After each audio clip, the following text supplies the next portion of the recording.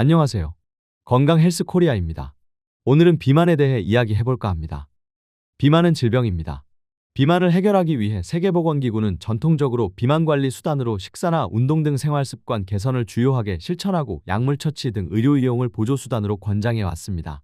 그런데 최근 약물 처치 등 의료 이용을 적극적으로 권장하고 나섰습니다.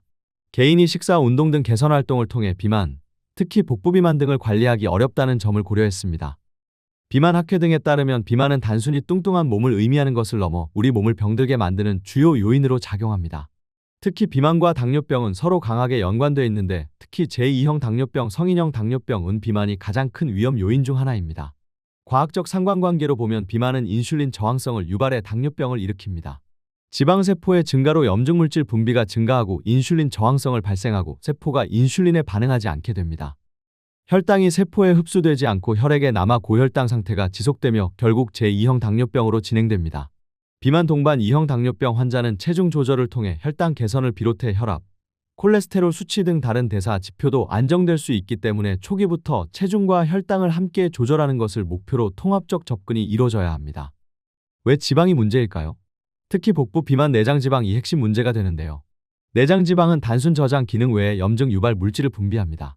이 물질들이 간, 근육, 췌장의 인슐린 반응성을 떨어뜨립니다. 지방 조직 자체가 호르몬 대사 균형을 무너뜨리는 것입니다. 통계적으로 보면 비만인 사람은 제2형 당뇨병 위험이 5배에서 10배 증가합니다. 제2형 당뇨병 환자의 약 80%에서 90%까지는 과체중 또는 비만입니다.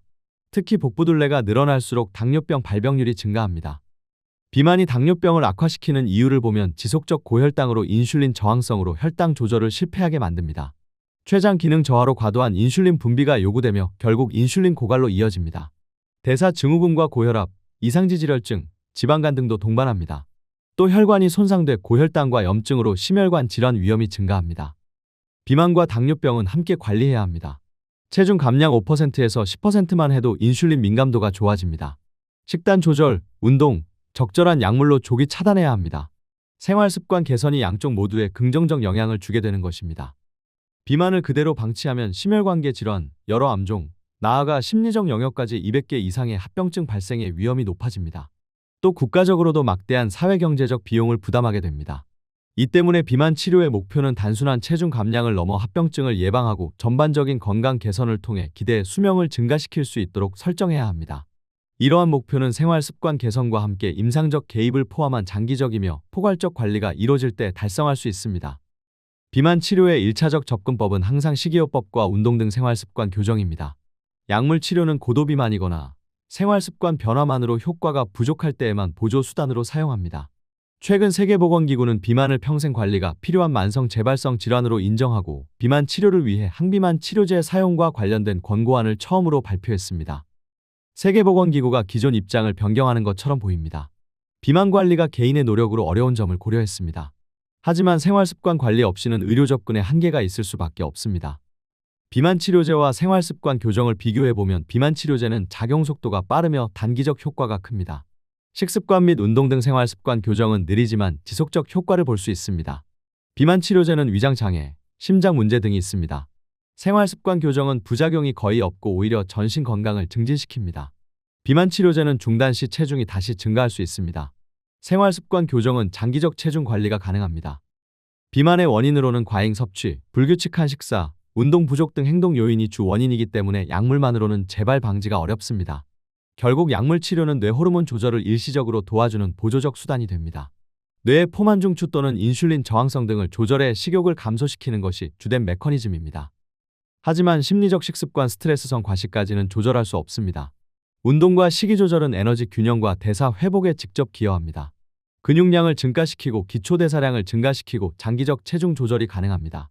식이섬유 단백질 중심의 식단은 포만감을 증가시키고 혈당을 조절시킵니다.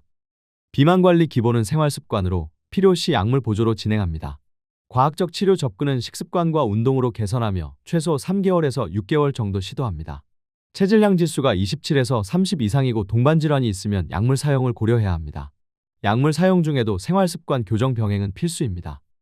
비만, 당뇨병 관리에 사회적 연대가 필요합니다.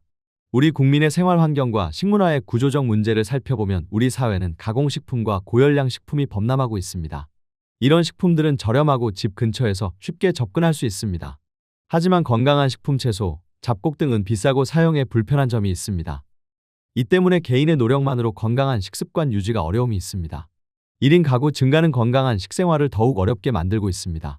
이를 해결하려면 학교 급식을 개선하고 저소득층의 건강식 지원, 식품 정책 규제가 필요한데 이런 정책에 대해 국민들의 지지가 필요합니다. 저소득층일수록 비만, 당뇨병 유병률이 높은 문제가 있습니다. 경제적, 시간적 여유 격차가 심해지고 운동시설 접근이 낮고 영양 및 건강 교육 기회가 부족합니다. 특히 식습관 및 건강관리 정보 부족으로 인해 건강관리에 이로운 생활 선택을 할 기회조차 적습니다. 이를 해결하려면 시군구 지역에서 지역사회 공동체 건강 프로그램, 공공운동공간 조성, 맞춤형 건강교육 제공 등이 필요합니다. 학교 직장에서 보는 시간 동안 장시간 앉아있는 생활, 잦은 회식, 불규칙 식사 등이 복부비만 유발 등 개인 의지로 극복하기 어렵게 됩니다. 직장 내 건강 캠페인이나 운동시간 보장, 건강간식 지원 등이 필요합니다. 비만 건강 관련 정보가 분명하지 않고 전문가와 접촉하기 제한적인 면이 있습니다. 특히 고령자나 교육 수준 낮은 경우 잘못된 건강 습관을 개선하기가 매우 어렵습니다. 쉬운 언어로 된 공공 캠페인을 하거나 인공지능 기반 건강관리 플랫폼 활용을 활성화해야 합니다.